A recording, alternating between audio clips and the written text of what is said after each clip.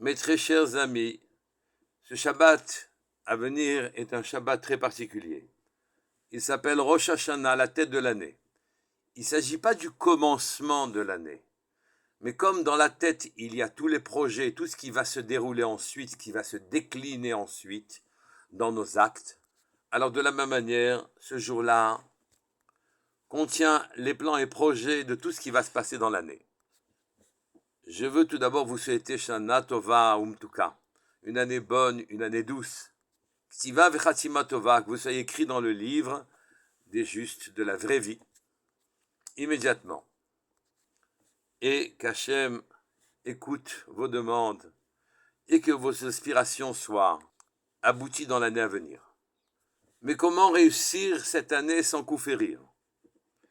Dans la prière de Rosh Hashanah dans les Tfilot, la première demande que l'on demande, que l'on fait en rapport avec l'occurrence, l'événement, c'est Zochrenu lechaim. Souviens-toi de nous pour la vie.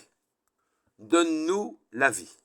Mais les Chachamim nous expliquent qu'il ne s'agit pas ici, quand on parle des livres qui sont ouverts devant Hachem ce jour-là pour le jugement, le livre de la vie, le livre des Tzadikim, les autres livres, celui des Meinonim et des Rishaim, il ne s'agit pas ici de la vie terrestre. Il s'agit ici du niveau de conscience d'Hachem que l'on peut obtenir dans le courant de l'année.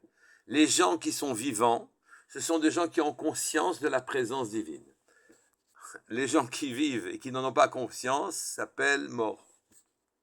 Leur vie ne vaut pas vraiment la peine d'être vécue, alors que les autres s'épanouissent, même dans les difficultés. Et comment réussir son année? Souviens-toi de nous pour la vie. Sur le jour de Rosh Hashanah, on dit Zed Hayom Trilat Maasecha. Aujourd'hui, c'est le début de tes œuvres. On dit aussi Hayom Harat Olam. Le monde est enfanté aujourd'hui. C'est dur à comprendre, car le monde existe déjà depuis 5783 années. Ce monde, en tout cas.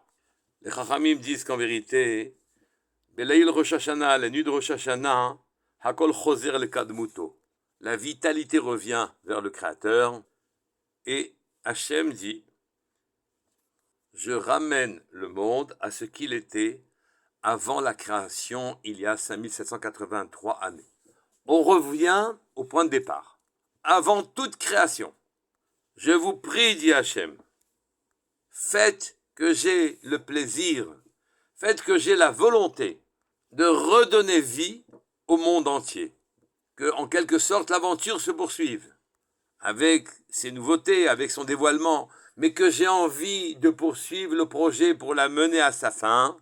Donnez-moi envie de vous redonner de la terre sous vos pieds, du ciel, de l'air, de l'eau, et toutes les occurrences qui meublent vos existences, toutes les péripéties qui vous font sentir que vous êtes vivant. Ce qui se joue ici, c'est l'existence même de tous les mondes, dans le principe, et que toutes les créatures passent en quelque sorte sur le plateau du balance, dont on espère qu'il va pencher du bon côté et que le monde va continuer pour le bien. Et effectivement, le mois de Tishrei, c'est le mois dont le signe astrologique est la balance. Mais au-delà de ça, puisque c'est l'existence même de tous les mondes qui est en jeu, je dois vous rappeler que les 12 mois de l'année correspondent chacun d'eux à une des combinaisons du nom d'Hachem, Yudke Vavke. Le nom d'Hachem, c'est la racine de toute existence. C'est le verbe être. Si je devais le conjuguer, Veihiei ou Vehaya, c'est le futur ou le présent du verbe être. Donc le nom d'Hachem donne existence, fait émerger du néant les mondes. Chacun des mois correspond à une des combinaisons, sur 12 sur 24 combinaisons, des lettres Yud, plus loin He, plus loin Va, plus loin He.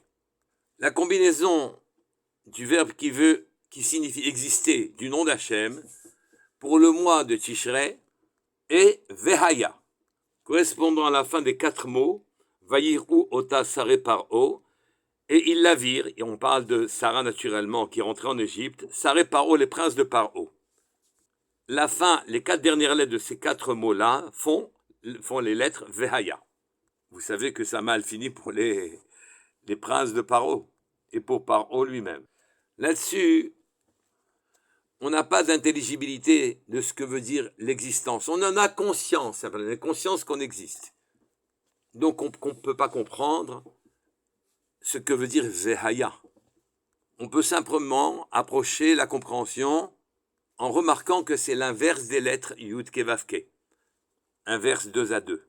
On peut aussi apprivoiser le mot Vehaya. On peut l'apprivoiser en le faisant très progressivement dans nos consciences, pour qu'on ait un peu de lisibilité. On peut lui donner une numération.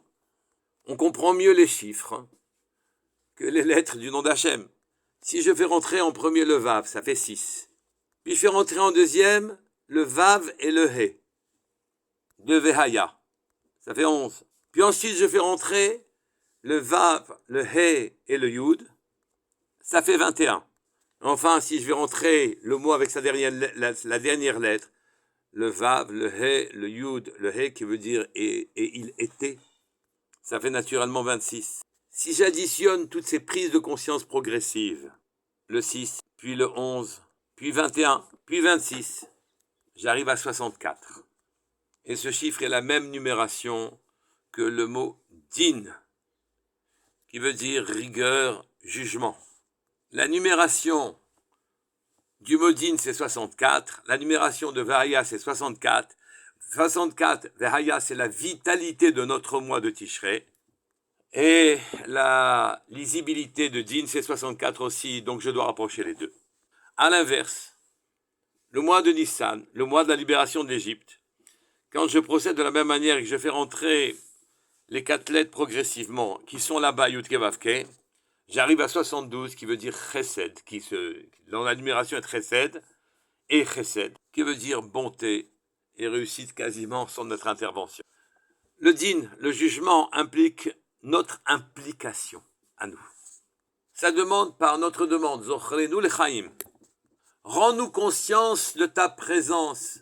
Donne-nous conscience de ce que tu fais pour nous. Et comment? La Gemara dit et cite une Mishnah qui dit à Rosh Hashanah, Imru lefanai malchuyot zichronodo et shofarot. Dites devant moi des psukim de ma royauté, du souvenir que je dois avoir de vous, de ma royauté afin que vous me fassiez régner sur vous. Concernant le souvenir que je dois avoir de vous pour qu'il monte vers moi, pour votre profit, pour votre bien, Ubame Bashofar, avec le chauffard. À Rosh Hashanah, nous n'avons qu'un seul travail à faire régner Hachem sur nous. En disant les psukim de Malchuyot, je me pénètre de leur sens et j'amène Hachem à être roi sur terre. C'est Rosh Hashanah. Et naturellement, si je le pousse, je l'incite, je lui demande, je le supplie, et que mes supplications le conduisent à recréer le monde dans l'année à venir pour notre bien, alors à ce moment-là, j'aide à la recréation du monde pour l'année 5784.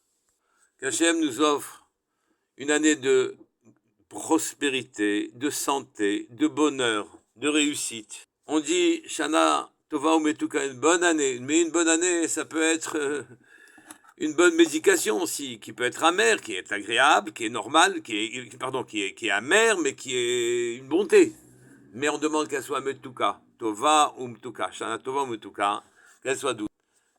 Qu'elle vous apporte cette année à venir, c'est 1784, tout ce que vous souhaitez, qu'Hachem remplisse vos manques et vos aspirations pour que vous le serviez avec cœur dans cette nouvelle année. Shana Tova Umverechet, Shabbat Shalom.